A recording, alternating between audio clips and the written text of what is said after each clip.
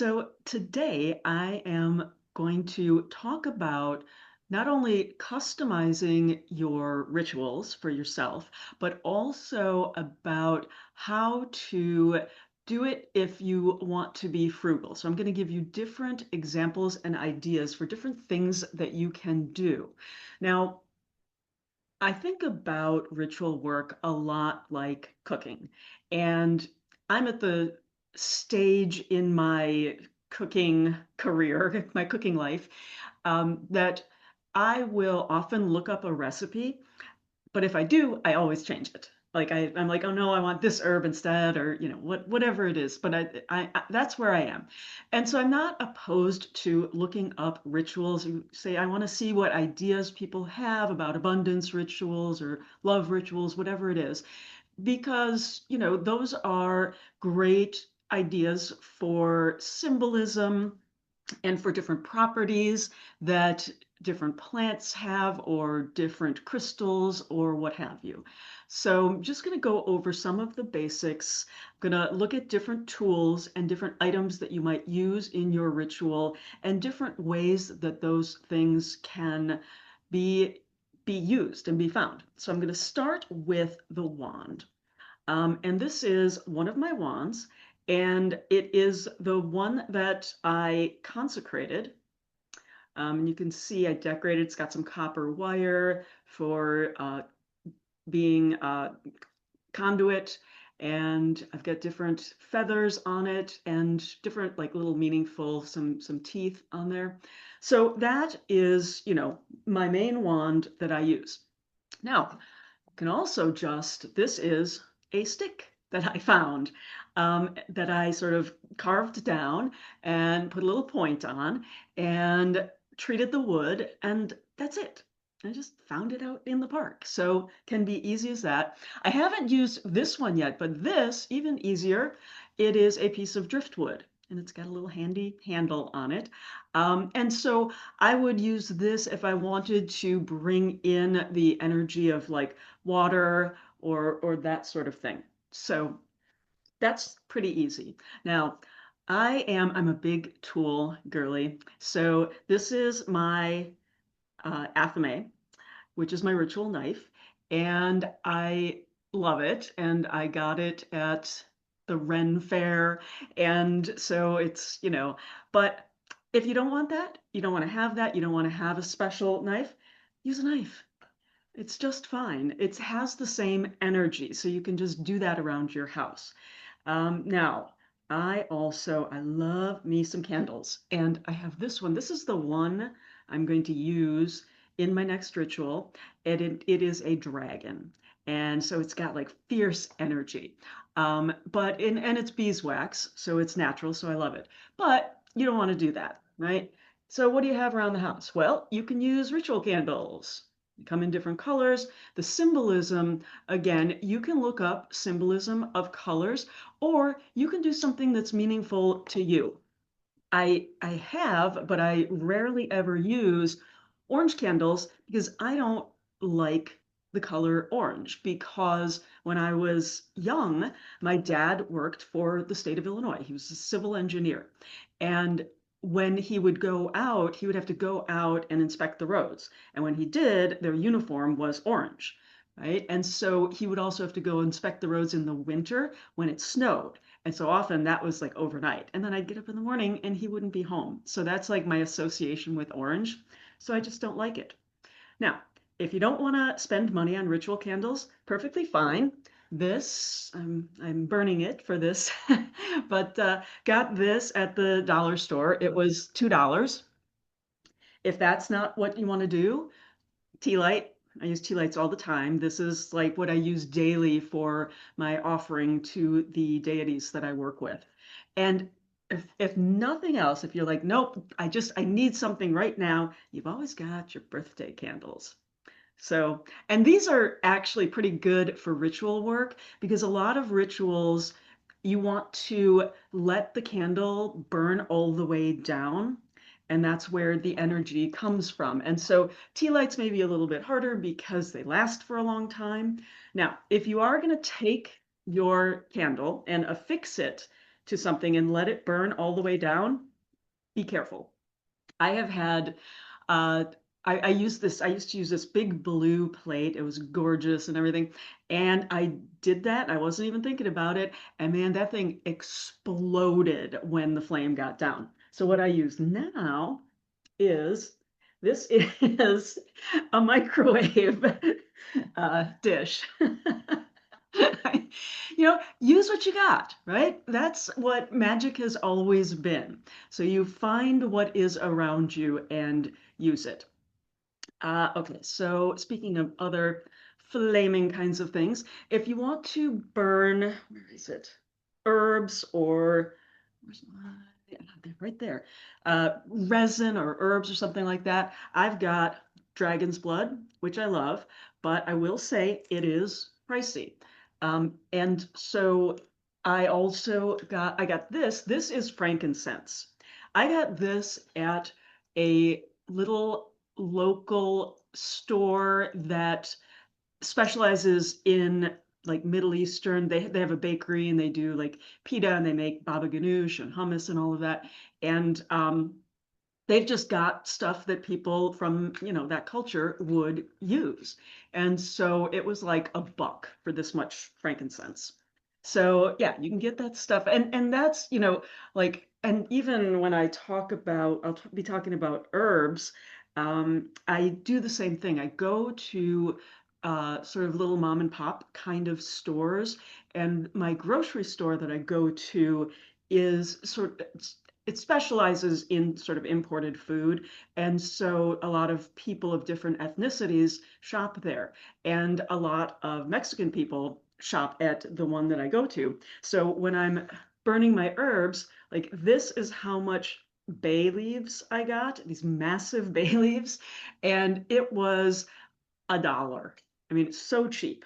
So that is something to consider of going to alternative sources.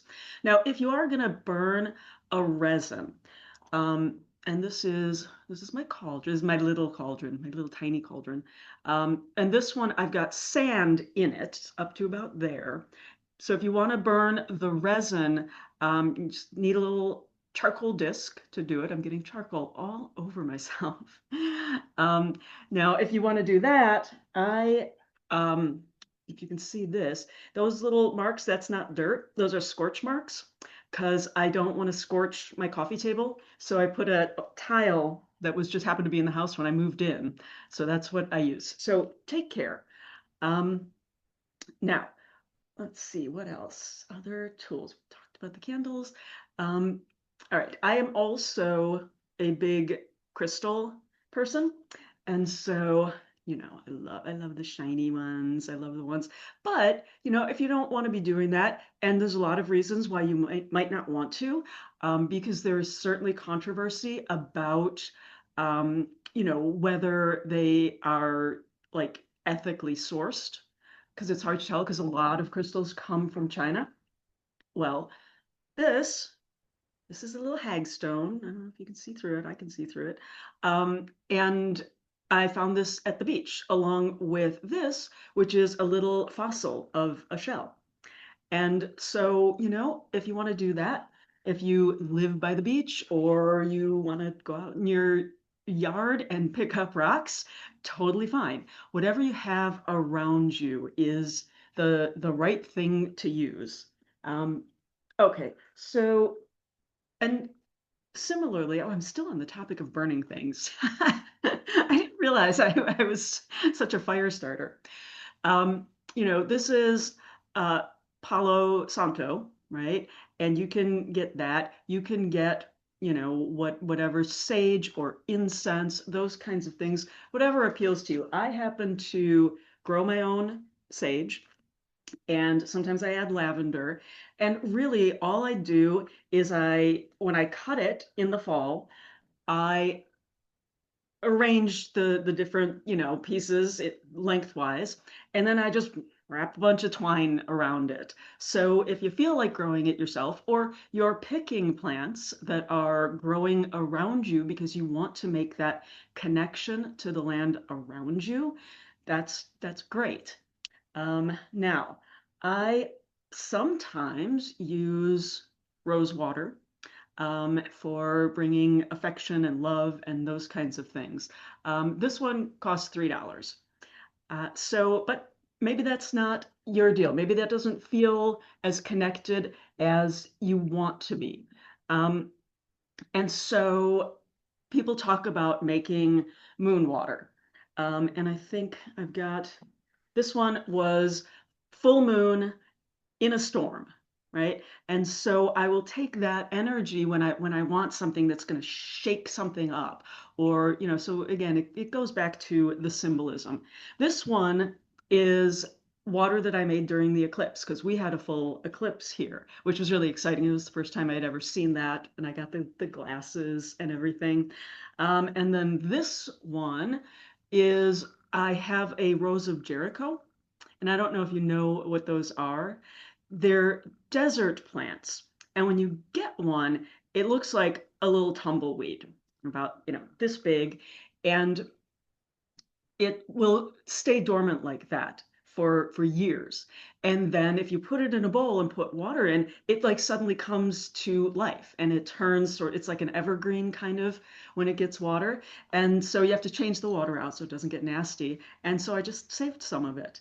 And so, I'll use that for things that are rebirth or, like coming back to life, that kind of thing. So that's just something that I liked and had. So I was like, why not save it? And a lot of these things that I'm talking about are things that, pay attention in your day-to-day life. Like, so where are they? So I've got a couple of different things that I use. These are bobcat claws. And when I got this out, this jar, I didn't realize is the exact same, identical to the jar that I keep the catnip in. And the cat went crazy when I pulled this jar out. And I was like, what is up with you? And then I realized, so I gave him some catnip. I've also got some deer antlers. And I just bought those online, but maybe you don't want to do that. Maybe that doesn't appeal to you. That's not your vibe. And sometimes I will use instead, you probably can't see it, but it's sheddings from my cat's claws. So when he's like, chewing them off and sheds them, then I pick those up. And so maybe that's how you can personalize it. Maybe you can, when you clip your dog's nails, right? Or what have you, or you save some of the fur to use. So those kinds of things in your day-to-day life, I think it's a lot of it's just a matter of paying attention, right? Okay. Oh, so a lot of people will use different, like little statuettes.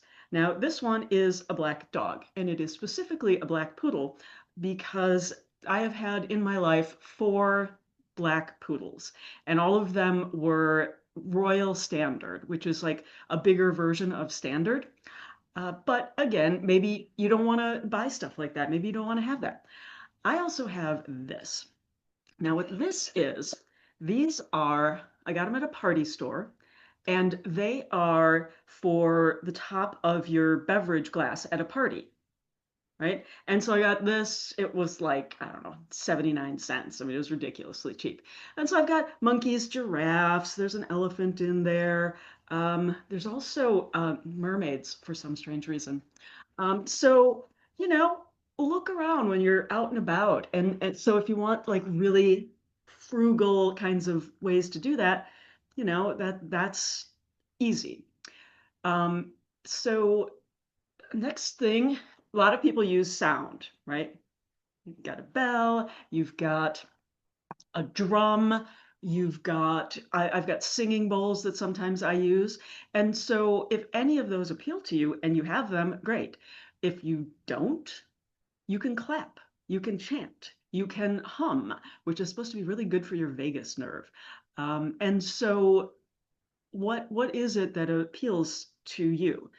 Now, let's see. Okay, now is the time to talk about herbs. I love me some herbs. I have like this is my road opener for when I do my full moon rituals. And it's got Oregon grape, cat claw, echinacea, dandelion, yarrow, lavender, wormwood, and mugwort.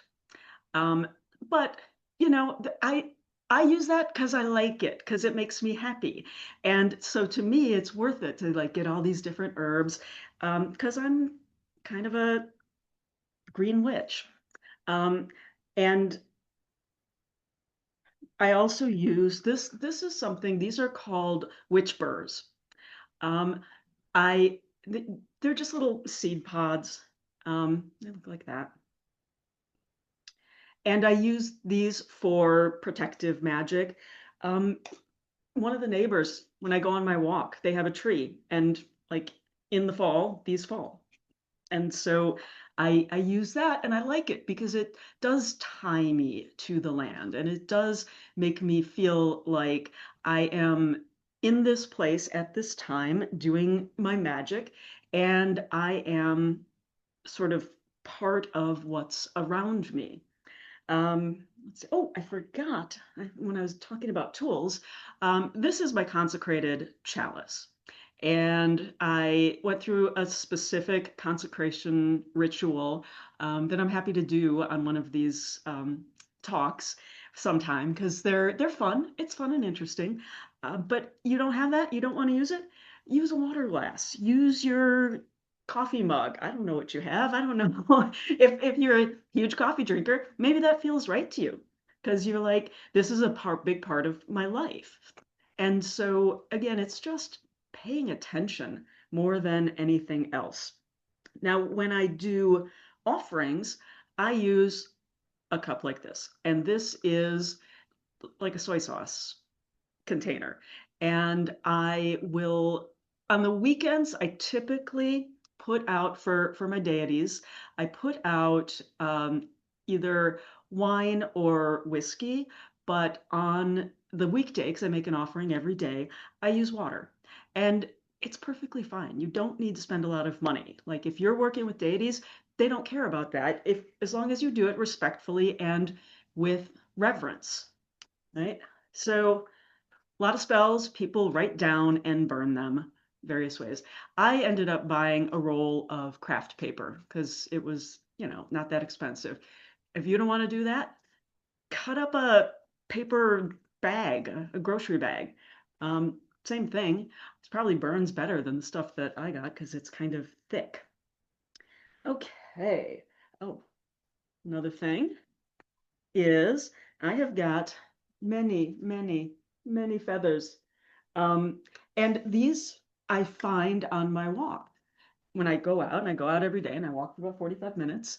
Well, not in the winter, but yeah, so I just find them. And again, those tie me to where I am. It's the kind of birds that are around here. Now, certainly be careful when you're if you're out, getting your stick in the woods. There are like if you're in the park or you're in a forest preserve, oftentimes you can't take anything from there, um, and because it's illegal, and so you have to pay attention. With the feathers, um, I believe it's a federal law, but your state laws might be different, that you can't own a feather of a migratory bird. And unless you have a special religious, like if you're Native American, then you can own certain kinds of feathers, like eagle feathers. But yeah, I think that that's the biggest. If it's a local bird, I'm pretty sure that they don't count that, and you can have those feathers. And there are lots of feathers you can buy if you want to be safe, but check your laws. Okay. Next thing that I've gathered, this is a little bit of graveyard dirt. Now, maybe that does not appeal to you. I think it's kind of cool. If you're going to do this, um, I always ask permission from the person who is buried there, because I feel like, it's respectful. And so I do, and I got this from a very, very old graveyard that no one has been buried in over 100 years. I don't think I would want to do it off a fresh grave because that just seems kind of creepy, and that person has loved ones, and so I wouldn't do that. But you do you, whatever it is that you want to do. Now, some things you'll see in magic and ritual work, like the whole like Eye of Newt thing that people talk about. Well, guess what? That's actually mustard seeds. So, yeah, that's what Eye of Newt is.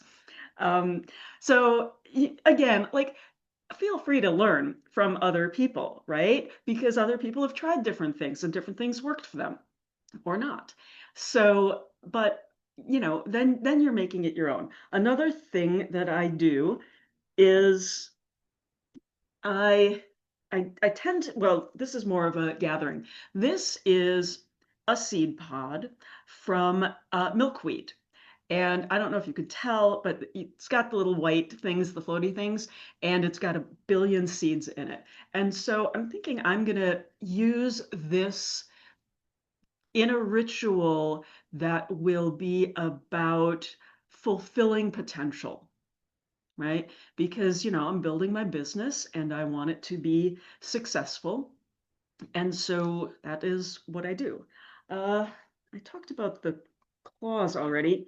Now, I do have some bones. I've got a jawbone from a coyote, and I've got some bear bones.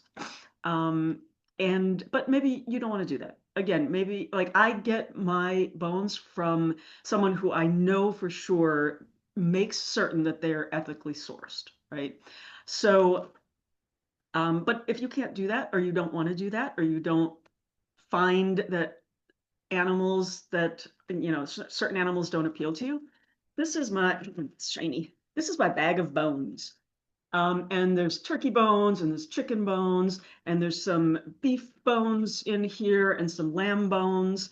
And what I do after I eat whatever it was, the chicken or the whatever, I put the bones in a bag in the freezer. And when I get enough, I make bone broth. And so for the poultry, I simmer the bones for 24 hours. And for beef and lamb, I go 48 hours. And so a lot of times the bones are like they'll just crumble when you cook them that long, but I find that some do not. And like the turkey bones could probably go a lot longer than 24 hours, but I don't never have enough to just like do turkey. So I find that some of them end up just cleaned off and hard, and so I save those. So if you wanted to do that, and then it's like doubly frugal because you get beef broth and you don't have to buy chicken broth at the store. And honestly, I think it's so much better because I typically don't put salt in it until I'm cooking with it. And I just make a big old pot and I freeze them all into smaller containers and it lasts me quite some time. Okay, have I gone through everything? I think I've gone through all of my ritual stuff. So, oh no, there's one more thing. This is crushed up eggshell. And and I ran it through a coffee grinder. So I just and a lot of people bake their eggshells and stuff if they're using them, and this is great for the garden, a lot of calcium. But it's also used to like purify in ritual work. And so I just save these and grind them up. And so, I like it because I've gotten nourishment from it. Same with the bones, and then I can use it. And I feel like there's power in that. So I have gone through everything that I wanted to. Do you have any questions? Um, I was just thinking as you were talking about the bone broth and then using the bones in ritual magic that you're using energy that you've already incorporated into your being Hmm. Hmm. and how powerful that energy might be with using the and it's like an extension of you at that point. Right, right. Yeah, it's interesting because I also use like much smaller bones. I've got it's not throwing the bones because I've got a bunch of different things besides like bones in there. I've got coins and but it's like a divination practice that I use. Mhm. And so I've got all these objects and I include bones in there too. So that's really interesting to think about of like it's part of my energy. I love that. Yeah. Okay. As you were talking, I'm thinking about the things that I have in my house because I don't have them all organized in one spot. Mhm. They're in various places around my house, and it's like, oh yeah, I got those. You should have seen me running around gathering all this stuff up. Um, and I think that in addition to sort of connecting to the earth and what you find around you, it also depends. Like I said, I use this because I had poodles all my life. I also use it because one of the deities I work with is Hecate, and she's got black dogs as, that's one of the things that is symbolic of her. And so again, it depends on what it is in your life that you want and what does abundance mean to you? And then you may pick out different things that are maybe it's a watch someone gave you, or maybe it's a little statuette, or maybe it's someone's favorite food. On my ancestor altar, I put out whiskey because in a ritual one time, one of my circle members said, an ancestor of yours is coming through, and he's a storyteller, and described the way that the person looked and said, he'd like to be on your ancestor altar, and he likes whiskey. So I was like, okay. So, I got a little bottle, like one of those little hip flask bottles of like Mhm. cheap whiskey, right? It's not like top shelf, but yeah, every once in a while I'll there's some up there right now, and that's like his representation on my altar because obviously I don't have a picture of him. So it can be a lot of different things. Maybe it has something to do with an inside joke. Maybe you want to draw a sigil, right? That is for you specifically. And sigil drawing, I've seen a lot of different ways to do it, but the one way that I always come back to, because it's super easy, is you write out a short phrase or word, right? And maybe it's abundance. And then you cross out all of the vowels, and then you cross out any repeating consonants, and then you basically take what's left and you kind of layer them over each other, and that creates the symbol. And I think that's the easiest way to do it. So that's because I want to do things fast. I don't want to be spending my whole day preparing for a ritual. It's like I need one now. So I do things in easy ways when I can. I'm not saying I'm a lazy witch, but I am efficient. So okay, so any other thoughts or questions? Well, I'll just share my thoughts on how powerful bird feathers must be if they have to make them elite. Yeah, it's very interesting. I think that really what the logic there is they want to make sure that people aren't just out there killing these birds to get the feathers to sell or whatever. So I feel like if a feather is just shed and laying on the ground, I'm not going to worry too much about it. Um, and, I don't know that I mean, I know that we get hummingbirds, right? And those are migratory, and geese, but I'm pretty sure you can have a goose feather, um, because people must. We eat them, right? So yeah, but check your laws and hopefully um, there won't be any ethical issues with buying them if you decide to buy instead. So, okay, well, great. Thanks for being here. This was a lot of fun. I'm gonna let you go unless you have any other thoughts. No, I don't. This has been really fascinating. Thanks, Tracy. sure thing.